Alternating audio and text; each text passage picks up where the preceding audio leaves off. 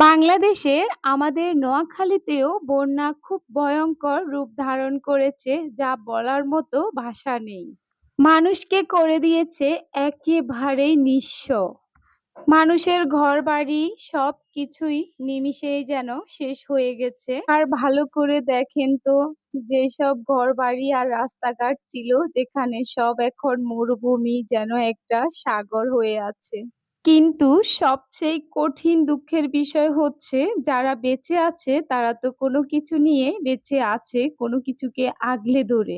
কিন্তু যারা মারা যাচ্ছে তাদেরকে কি করা হচ্ছে? কিছুদিন আগে আপনারা আমার একটি ভিডিও দেখেছিলেন। আমার এক ফুফুকে অনেক কষ্ট করে আমাদের বাড়িতে নিয়ে যাওয়া হয়েছে এই পানির মধ্যে। আমি এখন আপনাদের সাথে আমাদের সেই কষ্টের দিনের কথা শেয়ার করব। আমার ফুপুটির সাথে কি হয়েছিল। আমার ওই ফুপুটি এখন কিন্তু বেঁচে নাই, উনি মারা গিয়েছে। ইন্না লিল্লাহি ওয়া ইন্না ইলাইহি রাজিউন। মনে অনেক বড় কষ্ট নিয়ে এই পৃথিবী থেকে বিদায় নিয়ে চলে গেছে চিরদিনের জন্য, আর কখনো ফিরে আসবে না। সারা জীবনেই মনে একটা বড় কষ্ট নিয়ে বেঁচে ছিল আমার এই পুপুটি। এখন মারা যাওয়ার পরও এই বন্যার মধ্যে, পানির মধ্যে কোথায়ও এক মুঠো মাটি পাচ্ছে না কবর দেওয়ার জন্য। তাও অনেক কষ্ট হয়েছে। আল্লাহ যেন ওনাকে জান্নাতুল ফেরদাউস দান করেন, আমিন। আমার ফুপুটি মারা যাওয়ার পর আমার বাবা সহ সবাই মিলে আমাদের কবরস্থান দেখতে গিয়েছিলেন। আমাদের কবরস্থানে কোনোভাবেই ওনাকে মাটি দেওয়া সম্ভব হচ্ছে না। কারণ এক কোমর পরিমাণ পানি, কোনোভাবেই একটু পরিমাণেও মাটি খুঁজে পাচ্ছে না। আমার এই পুকুরটি অনেক ভালো ছিল এবং ভদ্র ছিল। সবার সাথে অনেক সুন্দর করে কথা বলতেন। শ্বশুরবাড়ির সবাই ওনাকে খুব আদর করতেন। শ্বশুরবাড়িতে কার কি লাগবে, কাকে কি দিতে হবে, সবকিছু উনি ভালোভাবেই মেইনটেইন করতেন। উনি কখনো কারো মনে কষ্ট দেননি, কিন্তু নিজের মনের কষ্ট নিয়ে এই পৃথিবী থেকে চলে গিয়েছে। আমার এই ফুফুটির বিবাহিত জীবন ১৬ বছরের ছিল, কিন্তু কখনো মা ডাক শুনতে পায়নি।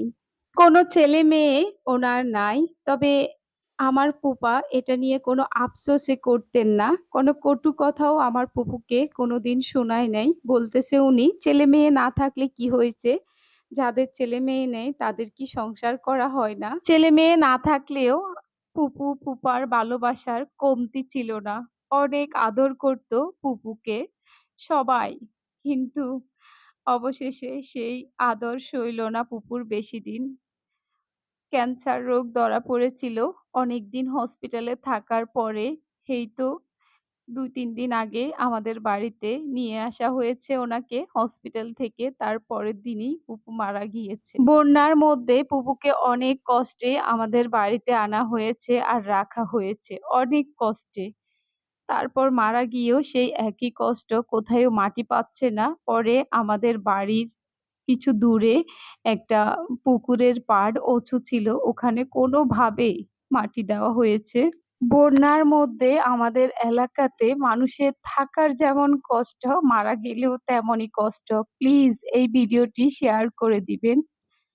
আমার চ্যানেলের ভিডিওগুলো যদি আপনাদের কাছে ভালো লেগে থাকে তো প্লিজ চ্যানেলটা সাবস্ক্রাইব করে আমার পাশেই থেকে যেতে পারেন।